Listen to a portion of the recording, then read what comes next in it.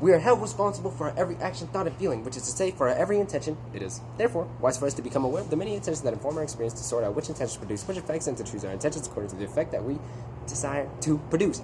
Now, in saying this, I'm sure some of you may be confused, but it's not as complicated as it seems. Put simply, based on experience that we had, humans make decisions based on the outcomes that we desire, right? Whether it may be good or it may be bad, the point is that we've all utilized cause and effect in some manner. Let's use Mr. Moment, for example. He assigns us many speeches and much homework in order to sharpen our skills. His drive to teach us, his cause, Constitution, right? And the homework he assigns, the effect of his cause, right? Now that the basics are understood, to make it easier on myself and us, I've shortened it, cause and effect analysis, to C&E, which is a term you might see or hear later on in the speech. And let's turn to our chapter now. What is C&E analysis? Now, it is the ability to look at situations and understand what happened as a result. Usually following a chronological order, the causes usually precede the effects. And in researching, I've discovered that there are four main purposes: to inform, to entertain, to speculate, and to argue. And using any form of C&E can usually make your writing more confident and more skillful. But there are important things that you have to watch out for when using it. Your subject, your purpose, your thesis, your audience, and your method of organization. And though you have to watch out for these things, you can always look at authors who have used it correctly and but find similar ways to do what they did. Authors such as Robin Sills, author of Credit Card, How Does Debt Affect College Students, and Malcolm Gladwell, The 10,000 Hours. Sills used a different method. She focused purely on the cause, which was the negative effects of opening up a credit card account, and Gladwell looked at the author of 10,000 Hour Rule, focused on the effects of the Beatles practicing for 10,000 hours, which made them one of the most well-known bands. Now, you can do this through different chains. Let's use Aaron. He got ready. He woke up in the morning, got ready for school, and he had a good day because he got ready. Now, using it in any form can give you that delicious feeling in your essay. And even if you're inexperienced, I suggest that you try it out. Now, turning to Aaron, he will elaborate on some of the readings that we got. Okay, into essay talks. When thinking about cause and effect, what is usually most comes into mind? Either school or work or any other occupation. With that said, cause and effect does not actually have to do with work or anything like.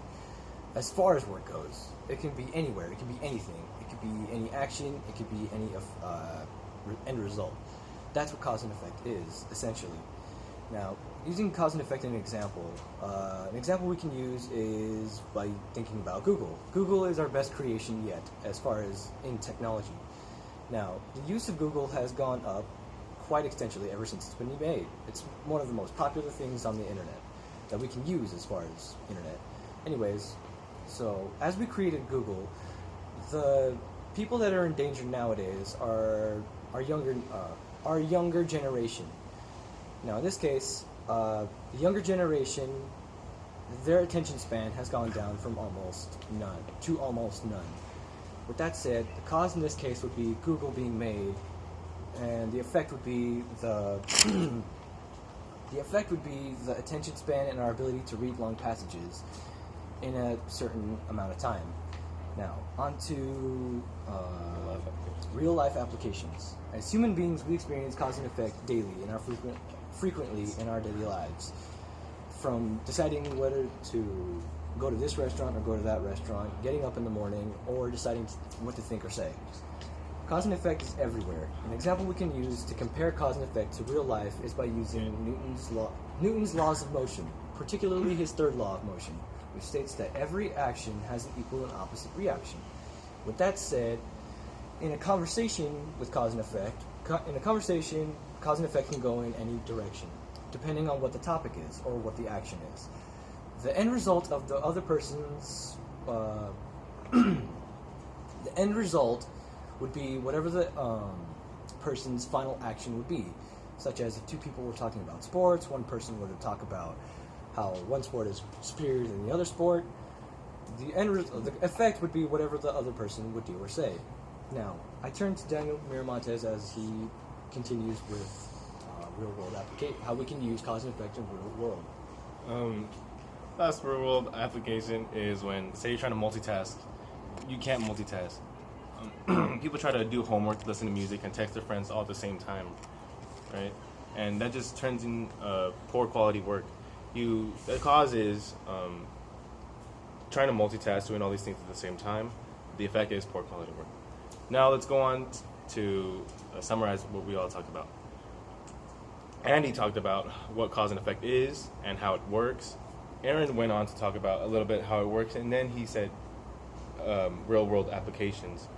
And I continued one last example of real-world applications. And thank you for watching, Thank you. listening. Okay.